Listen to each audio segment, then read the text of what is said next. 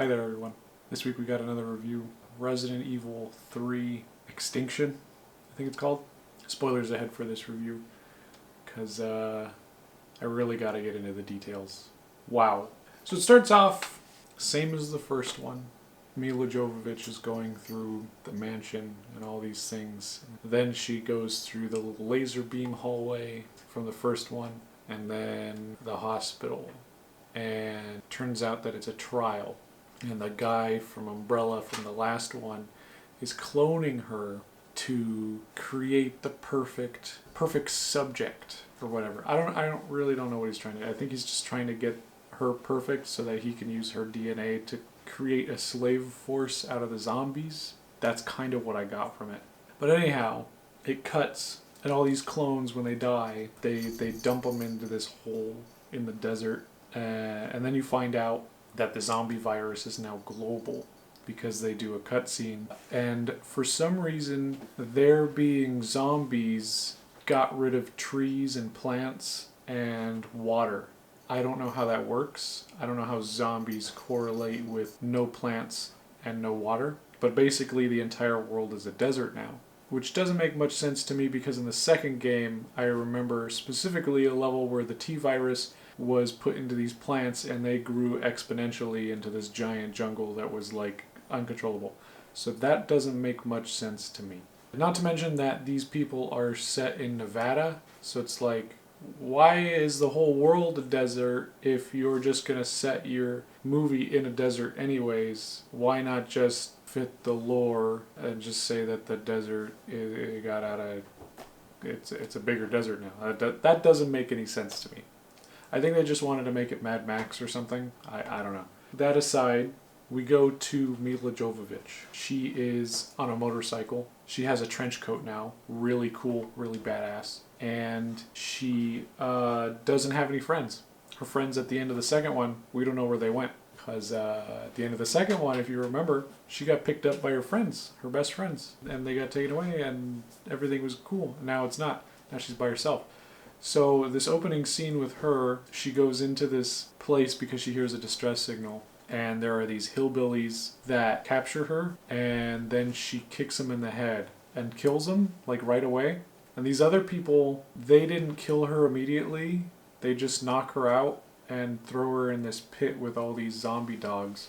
And I guess they just wanted to watch someone fight the zombie dogs. I wasn't entirely sure what the motive of these rednecks were.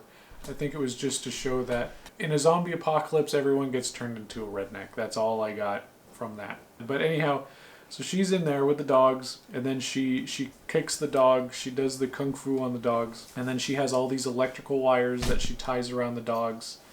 And she ties them around a beam. And somehow these three dogs cause enough structural damage to the concrete beam. I don't know how. But the floor falls in and creates a ramp for Milla to run up and then do a backflip so that she's in the air long enough for the zombie dogs to kill the rednecks, and then she leaves. I don't know why that whole scene was needed because it didn't add anything to the movie. Anyhow, it cuts away to a convoy and it's being led by Claire Redfield, the chick from the second movie or second game. And that other guy, Carlos, he's there too. So we find out where he is from the second movie. But that other lady, Jill Valentine, she's not there. And neither is that little girl. So I don't know what happened to them. Probably died. Let's just say they died, I guess. I don't know. And then there's a scene where she's laying down and she has a bad dream, and then all these rocks start floating and her motorcycle floats, and it's like she's using the force, and it's really dumb, and then she breaks her motorcycle and then she has to walk across the desert. So anyways, we go back to the convoy. They're at this hotel and there are a bunch of birds, like zombie birds. Cool, zombie birds. How are we fighting zombie birds now? They're shooting their pistols up in the air, just randomly. They got a flamethrower for some reason. The flamethrower kind of works, but then the guy who's on the flamethrower gets killed, and then Milla Jovovich sees all the birds, so then she runs over. Somehow she's in the same area that they are. So she finds them, and then she uses her psychic abilities to blow up this guy with the flamethrower and use the force to stop the flamethrower. Yeah, that's great stuff. At this point, they're just hanging out at the camp trying to figure out what to do. And one thing I noticed at this point is that all of the guy characters are really dirty and look like they've been in an apocalypse, but all the girl characters are wearing like hardly any clothes and they're very pristine. Like there's no blemishes on their faces, like nothing. It's really weird to me that that is a design choice. Another thing I noticed is that there's no more one-liners. These guys aren't badass. They're not jumping out of helicopters, shooting people. They're not riding in on motorcycles, doing backflips and shit. It's just cheesy dialogue now. No cool one-liners. Absolutely boring. All the conversations are boring as hell. After that, they decide that they're going to Alaska because there's no zombies in Alaska. Just like there's no cats in America. So they go to Las Vegas to refuel their trucks so that they can go to Alaska. Somehow Las Vegas is only one street because all the skyscrapers are on the strip, even though there's lots of other big casinos that aren't just on the strip. So it's really weird that that was what they decided to do. It was like they had never been to Vegas before and they were like, let's just make this one street. And so the bad guys find out where she is and they want to collect her blood. So they drop this shipping container full of zombies. And those zombies kill like everybody. She doesn't use her psychic powers. She just uses machetes, which I think the psychic powers could have saved a lot of lives in this scene. Like force push all the zombies back into the shipping container or something.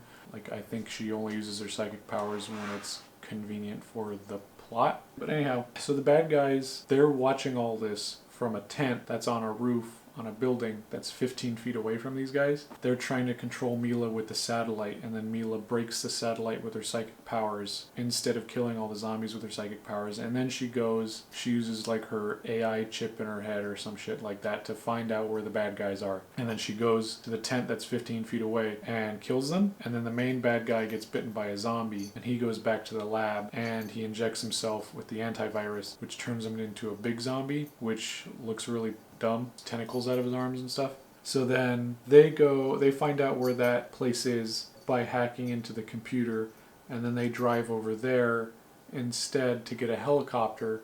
So then Carlos blows up the zombies so that they can go in, and then the 3 remaining chicks left. They put like 15 people in this little tiny helicopter and they expect it to fly from Nevada to Alaska without any refueling, which makes total sense. And then Milla goes down into the Umbrella headquarters to fight the bad guy.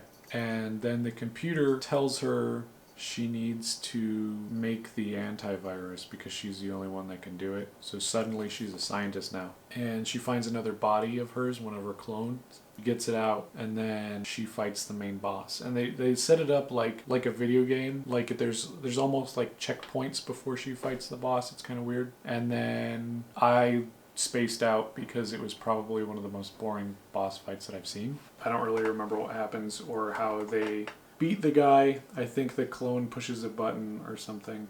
So he's dead now, and the clone Milla goes to the normal Milla, which I think is not a clone. It was really unclear. Then they have this whole lab and they're going to work on the virus together because they're suddenly scientists.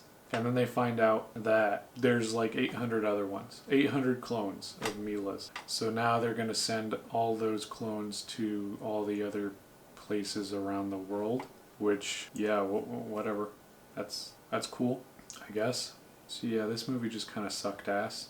I gave the first one a 1 and the second one a 3.